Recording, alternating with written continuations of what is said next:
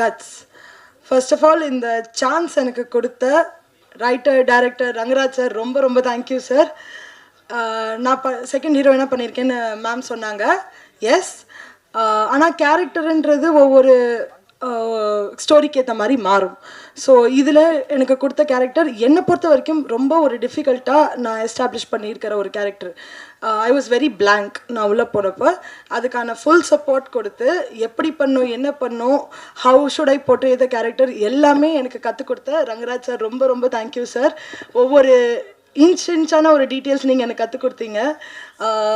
S, it is a new platform. எனக்கும் இது ஒரு நியூ பிளாட்ஃபார்ம். ஆனால் நீங்களும் இதில் ஒரு நியூன்றது அவ்வளோ ஈஸியாக என்னால் கண்டுபிடிக்க முடியல. ஏன்னா நான் என்ன பண்ணுன்றது என்னை விட பர்ஃபெக்டாக நீங்கள் வந்து எனக்கு நடிச்சு கற்றுக் கொடுத்தீங்க.